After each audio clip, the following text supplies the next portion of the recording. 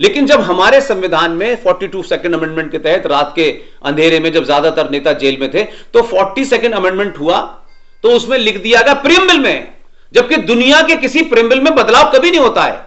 संविधान में अमेंडमेंट आते हैं समय समय पे, वो लगते हैं, उसमें कोई दिक्कत नहीं है, लेकिन उसमें लिखा सोशलिज्म और सेकुलरिज्म। लेकिन पूरे भारत के लोग पता नहीं किसने इसका ट्रांसलेशन किया है, संविधान में तो नहीं लिखा हुआ। धर्मनिरपेक्ष शब्द संविधान में है ही नहीं। जो 1976 में उसको उसमें लिखा हुआ है हिंदी में, और वो एलएम सिंघवी साहब ने लिखा है, जिनका पुत्र जो है जज बनाने की ट्रेनिंग देता है सुप्रीम कोर्ट में। एलएम सिंघवी साहब ने लिखा, इंदिरा गांधी ने उनसे कहा कि इसका ट्रांसलेशन करिए। एलएम सिंघवी ने उसका ट्रांसलेशन करा पंथ निरपेक्ष। लेकिन पूरा भारत का समाज 700 से हिंदू धर्मनिरपेक्ष बोलता है, जो एंटीथीसिस है। जिस दिन भारत धर्मनिरपेक्ष हो जाएगा, अनार्की फैल जाएगी। राजा अपना धर्म नहीं करेगा, मां अपना धर्म नहीं, बेटा अपना धर्म नहीं, सरकार, सब कुछ उल्टा सीधा होने लगेगा। लेकिन हम धर्मनिरपेक्ष वर्ड कह रहे हैं, वहां आज भी पंथ निरपेक्ष लिखा हुआ है। और उसी संविधान जिसको सर पे रख के हम दिन भर मानते हैं, संविधान के दायरे में बात करनी चाहिए, संविधान के दायरे में बात करनी चाहिए। भाई संविधान को खोल के तो देखो, उसमें है क्या। आपके पूर्वज आपके लिए बहुत कुछ करके गए, उन विपरीत स्थितियों में भी। लेकिन हमको खुद कुछ नहीं चेक करना है, कोई हमको बता दे, कोई रेडीमेड लाके दे दे, बस मैगी बनी और खाई, बस खत्म। उसी संविधान में हमको तो 12 साल हो गए बोलते बोलते। पहले तो ढूंढना शुरू किया कि उसकी ओरिजिनल सोर्स कहां है, तो जबलपुर में जाके ओरिजिनल सोर्स मिली, तब से बोल रहे हम तो। इसलिए मेरा विश्वास है, आज भी मैं कहता हूं, आप संगठित होइए, कैसे होंगे कैसे नहीं होंगे इस पे विचार करें। लेकिन अगर कोई सच बात पता है आपको, तो इस संचार क्रांति के दौर में बिना इस लालच के कि ये इसलिए बोलनी है कि टिकट मिल जाएगी, टिकट की लाइन से बाहर आइए, जोर से अपनी बात को कहिए, ताकत से कहते रहिए। मेरा 4-5 कामों से मेरा यह अनुभव है कि सत्ता में कुछ लोग बैठे हुए हैं जो उसको सुनते हैं, और उस सुनने का कारण यह है कि हम आज से नहीं कह रहे कि जिस वक्त संविधान लिख के तैयार हो गया था तुफैल भाई, उस वक्त सोचिए कि उस वक्त भी आपके बीच के 2-3 बुजुर्ग ऐसे थे कि आज तक उनको पता ही नहीं चला, उनके बारे में कभी सोचा नहीं हमने। पूरा संविधान लिख गया, लिखने के बाद में जो संविधान का पहला पेज है और उसकी जो पहली लाइन है, देखिए जिसको कुछ करना होता है, जिसके यहां आग लगी होती है, जो इस चक्कर में ही रहता कि जीते जी मेरी कहां प्लेट लगेगी, मुझे भारत रत्न मिलेगा या नहीं मिलेगा, वो ये करके जाते हैं। उनके इस कार्य से मुझे ये विश्वास होता है कि आप जो कर सकते हैं इन विपरीत परिस्थितियों में कर जाइए, उससे आगे का काम अगली पीढ़ी कर लेगी। सब कुछ आपके सामने हो जाए और सब कुछ बड़ी बड़ी प्लेट लग जाए, ये नहीं होगा। अंबेडकर ने, डॉक्टर राजेंद्र प्रसाद अंबेडकर तो मात्र एक ड्राफ्टिंग कमेटी के चेयरमैन थे, संविधान सभा के अध्यक्ष तो राजेंद्र प्रसाद थे। अब किस तरीके से यह बात उनके बीच में हुई कि उन्होंने कहा भाई संविधान लिख दिया, इसमें लिखा है इंडिया, दैट इज भारत, लेकिन इसमें इंडिया है क्योंकि ये जो संविधान जिसे आप देखते हैं, ये गवर्नमेंट ऑफ इंडिया 1935 की फोटोकॉपी है। अब उन्होंने उस लाइन को पकड़ा और उसके बाद उन्होंने कहा कि इसमें इंडिया है, लेकिन भारत तो दिखता नहीं है इसमें। तो भारत को हम कैसे इसके अंदर लेके आए? तो दोनों ने मंत्रणा की और बात करने के बाद उन्होंने कहा कि क्या हम अलग अलग जगह जहां स्टेट के सेंटर से रिलेशन की बात कही गई है, जहां फंडामेंटल ड्यूटीज की बात कही गई है, हम उस तरीके से हमारे अनादिकाल में कैसे वो व्यवस्था चलती थी, उनके कुछ चित्र डाल करके क्या यह करा जा सकता है ताकि आने वाली पीढ़ी समझ जाए कि हमारा इतिहास क्या था। लेकिन संविधान बंद। दुनिया में हम दिन भर यूट्यूब से लेके किस किस चीजों को पढ़ते हैं, अपनी चीज को नहीं पढ़ते हैं। संविधान के पहले पेज पर जो लड़ाई बनारस में विष्णु शंकर जैन और उनके पिताजी हरिशंकर जैन लड़ रहे हैं, जिसे हम सब महामूर्खता में ज्ञान व्यापी मस्जिद कहते हैं। ज्ञान का मस्जिद से कोई संबंध नहीं है। वो ज्ञान व्यापी मंदिर था, लेकिन सबने कहा मस्जिद मस्जिद, तो हम सब कहने लगे। और कहने का ज्यादा महत्व होता है, क्योंकि जब सब कह रहे हो तो फिर बाकी लोग चेक भी नहीं करते।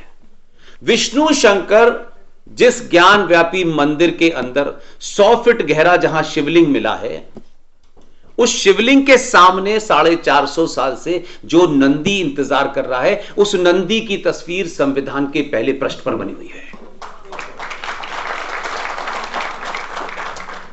उसी संविधान के 5वें पेज पर यह बातें आनी चाहिए थी ना। भाई ठीक है, हटा दिया गया, बात अलग है, लेकिन ओरिजिनल संविधान तो मौजूद है। ये जज साहिबान जो संविधान की शपथ लेते हैं, कमाल के लोग हैं ये, और फिर छुट्टी पे चले जाते हैं। रामनवमी की छुट्टी है 10 दिन की, और फिर आकर के जजमेंट देते हैं कि चलो राम पे बात करते हैं कि राम तो काल्पनिक है। तो आपने उन विषय को भी अगर उठाया होता तो देखिए, सभ्यताओं की लड़ाई है, यह मजहब की नहीं कोई। जब आप उसको सभ्यताओं से जोड़ते हैं तो आपका तर्क मजबूत होता है, लॉजिक होती है। नहीं तो ऐसा लगता भाई राम थे, अब थे नहीं थे, वो आप ही का बच्चा आर्गुमेंट करेगा उठ के, यहां नहीं तो भाई यहां बना लो तो क्या फर्क पड़ता है। तो सभ्यताओं के युद्ध में यह लड़ाई चलती रहेगी। ये कोई ऐसा नहीं है कि किसी ने कहा 3 ले लो, कोई आलू प्याज है क्या, 4 मत लो, 2 छोड़ दो, तुम्हारा स्वार्थ हो सकता है 3 का। हम अगर सभ्यताओं की लड़ाई लड़ रहे हैं तो हमारी अगली पीढ़ी लड़ती रहेगी जब तक 42,000 न मिल जाए वापस। इसलिए कोई भी ये कहता है, वो कितना ही बड़ा आदमी हो, सनातन सभ्यता में पद से कभी कोई बड़ा नहीं होता, ज्ञान से बड़ा होता है। अगर किसी को यह गुमान है कि वो बहुत बड़े हैं और उन्होंने ठेका ले लिया है सारे हिंदुओं का, तो अपने स्वार्थ के कारण इस सभ्यता की लड़ाई में 90 से 80 करोड़ हिंदुओं को मूर्ख मत बनाओ। कल पार्लियामेंट में साबित हो गया कौन इसके पीछे था, कैसे ये युद्ध हुआ। इसलिए ये कोई 1 मंदिर ले लिया, 2 मंदिर ले लिए, अब झगड़ा हो जाए, अब भाईजान से कुछ संबंध बन जाए, ये नहीं होता भाई। आप जिन लोगों से अपने संबंध बनाने के लिए आपकी शाम अच्छी गुजर जाए, कुछ सालों अच्छे गुजर जाएं, ये समझौतावादी समाज आपने बनाया। अब जब पहली बार 700 साल के बाद आप हल्के से जागने के डॉट बराबर आपने कोशिश की है, डॉट बराबर, तो आप ही के लोग आपको ज्ञान दे रहे हैं। नहीं नहीं, अब ये झगड़ा कब तक चलता रहेगा। क्यों भाई, आप नहीं थे तब भी तो चल रहा था, तो आप ही को क्या जल्दी है, आपको क्या जल्दी है भाई। आप लड़ते लड़ते मर जाइए, खत्म कहानी। हम भी लड़ते लड़ते मर जाएंगे भाई, लेकिन हम इतिहास में अपना नाम उस पंक्ति में नहीं लिखवाना चाहते कि नहीं हमने 3 पे समझौते की मांग की थी ना, हम नहीं लिखवाना चाहते। हमें मालूम है कि बहुत सारी चीजें हमारे सामने नहीं होंगी। क्या राम मंदिर में जो लोग शामिल थे जिंदा है? नहीं है ना, लेकिन उन्होंने अपना काम किया, करके चले गए। लेकिन लिखी जाएगी ना युद्ध में कि वो उस तरफ खड़े थे, इधर नहीं खड़े थे। इसलिए ये युद्ध लंबा चलेगा। इस युद्ध में जल्दबाजी मत कीजिए। राजीव मिश्रा भाई ने बहुत सारी बातें कही हैं, तार्किक कही हैं, लॉजिकल कही हैं, उस पर ध्यान दीजिए। आपको तो आज तक यह भी नहीं पता था कि आपकी असली मांग क्या होनी चाहिए थी। UCC is not an important for me. अगर आप उसकी डिटेल में जाएंगे तो आपको नुकसान होगा। लेकिन एक बना दिया नैरेटिव के यूसीसी। इस देश में सुअर पालन के लिए सब्सिडी दी जाती है और सुअरों को सब्सिडी दी जाती है।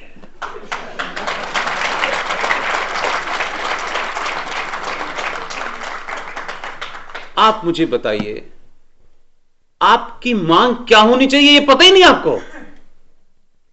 भारत सेकुलर बना दिया गया 76 में। हम इसको कहा गया समाज सेकुलर हो जाए, समाज भी सेकुलर हो गया।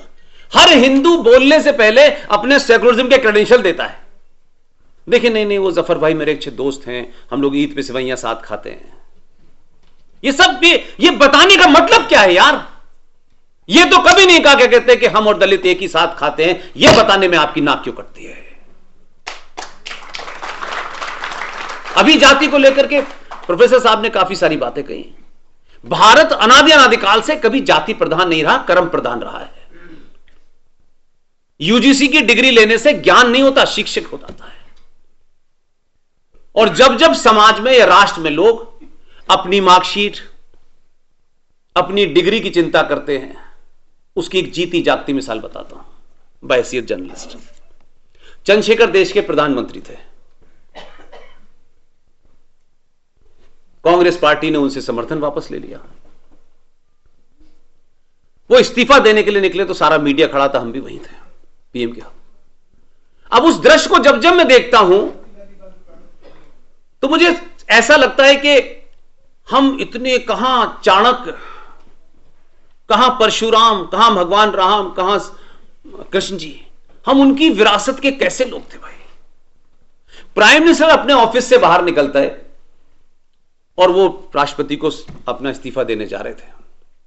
लोग रिवाइंड करके देख सकते हैं, तो वहां एक बेंच पड़ी हुई थी जिसपे अक्सर पीएम के ऑफिस में जो लोग आते हैं उनका अपॉइंटमेंट देखता है। चंद्रशेखर तेजी से जा रहे थे। सडनली एक आदमी बेंच पे जो बैठा था वो भागा गया, सर करता हुआ। और चंद्रशेखर आप तो जानते हैं थोड़ा सा अक्खड़ मिजाज के आदमी थे। उनका क्या बात है भाई? तो सर आप जा रहे हैं, सर मुझे मेरी फाइल पे साइन कर दीजिए, मैं यूजीसी का चेयरमैन हो जाऊंगा। तो चंद्रशेखर ने उससे कहा कि इस पे प्राइम मिनिस्टर साइन नहीं करेगा, इस पे एचआरडी मिनिस्टर करेगा। और इतनी देर में क्यों आए हो तुम? तो आधे घंटे तक एचआरडी मिनिस्टर को ढुलवाया। और वो हमारे फिरोजाबाद के रहने वाले थे, वो और कामों में बहुत बिजी रहते थे। कोई 40 से 50 मिनट लगे, तब तक मीडिया में खबरें चली कि चंद्रशेखर का मन बदल गया, ये हो गया। खैर वो साइन हो गए, वो यूजीसी का चेयरमैन बन गया। और एक दिन पता चला कि वो देश का प्रधानमंत्री बन गया, जिसे मनमोहन सिंह कहते हैं। और ये मैं इस बात से जोड़ रहा हूं कि उसने भी प्राइम मिनिस्टर से नौकरी मांगी, कुछ और नहीं मांगा उसने। वो पूरी 10 साल तक प्रधानमंत्री होने के बाद अपनी डिग्री और नौकरी ही बचाता रहा। इसलिए आज वाले को आप अच्छा लगे न लगे, इसके पास डिग्री ही नहीं है। इसलिए ये जो कॉम्प्लेक्स था आपका कि आप तिलक लगा लेंगे तो एहसान भाई नाराज हो जाएंगे, ये सुबह सुबह प्रधानमंत्री की शपथ लेने के बाद अमेरिका अंकल सैम क्या नहीं गया, ये नेपाल गया। क्योंकि प्रधानमंत्री है तो इसको नेपाल की यात्रा बनानी पड़ी, क्योंकि नेपाल जाने में उनसे तो नहीं मिलना था छोटे छोटों से। ये पशुपतिनाथ मंदिर में 5 घंटे की पूजा करने के बाद निकला और इतने तिलकों से लगा हुआ था। वो उसका ये एजेंडा नहीं था कि मोदी को कभी पूजा करने का मौका नहीं मिला। उसने हर सनातनी को मैसेज दिया कि मैं प्रधानमंत्री होकर के तिलक लगा सकता हूं, चोटी रख सकता हूं, पूजा 5 घंटे कर सकता हूं, तो तुम किस कॉम्प्लेक्स में मंदिर नहीं जाते? That was the message. यहां से निकला तो उत्तराखंड के अंदर केदारनाथ में फिर बैठ गया चद्दर लेके। ये मैसेज है भाई साहब। 15 साल मुख्यमंत्री रह के आया है, दुनिया की हर जगह जा सकता है, पैसा है, रुपया है, कोई दिक्कत नहीं है। उस मैसेज को आप पता नहीं, कुछ लोग कह रहे हैं नौटंकी है, हमारे लोग कह रहे हैं अरे नौटंकी कर लेते कम से कम पिछले 100 साल से, वो भी नहीं कर पाए। और इतनी उसने पूजा की। और आप सोच सकते हैं कि संविधान के पद पर शपथ लेने के बाद कोई आदमी भगवान मर्यादा पुरुषोत्तम राम की प्राण प्रतिष्ठा के अंदर जजमान बन के बैठा है। ये आपको मैसेज है, मुझे मैसेज है। और इतना मंदिर घूमा है कि जो दूसरा है उसने कुर्ते के ऊपर ही जनेऊ पहन लिया है। और जब तक वो जनेऊ पहन के कुछ और करे वो तीसरी जगह चला जाता है। अब उसकी समझ में नहीं आ रहा, मंदिर जाऊं तो गाली खाऊंगा, नहीं जा रहा हूं तो पहले गाली खाऊंगा, जनेऊ अंदर पहनूं बाहर पहनूं, कभी तिलक लगा रहा है, कभी कुछ कह रहा है। जो उसके एक्शन से आधा पागल कर दिया उसको। अब उस पागलपन में वो अगर कहता है कि मैं आलू से सोना बनाऊंगा तो उसे माफी है। मैं ये पूरी बात आपको इसलिए नहीं सुना रहा, ये सब देखी होगी। मैं बार बार कह रहा हूं, आप अपने लोगों पे भरोसा कीजिए। सब कुछ बहुत परफेक्ट सिचुएशन है, ये नहीं है। ये दिल्ली बहुत समझदार लोगों की जगह है, बड़े पढ़े लिखे लोग हैं, विदेशों से लोग आते हैं, रोज मुलाकात करते हैं, बड़े से बड़ा अखबार पढ़ते हैं, लेकिन दिल्ली में ही लोग 2 किलो चावल और 1 महीने की बिजली पे बिक जाते हैं। बहुत अधिक लोग हैं, बड़े सनाट लोग हैं। उनको इनको भी ध्यान रखना है, इसलिए बहुत सारी योजनाएं चला रहा है कि अगर तुम योजनाओं पे बिक रहे हो तो मैं भी योजनाएं चला देता हूं, लेकिन कुछ बदलाव के लिए सत्ता में रहना जरूरी है। लेकिन आप अब उससे कह रहे हैं हिंदू राष्ट्र बनाओ, लेकिन एक भी आदमी हिंदू बनने के लिए तैयार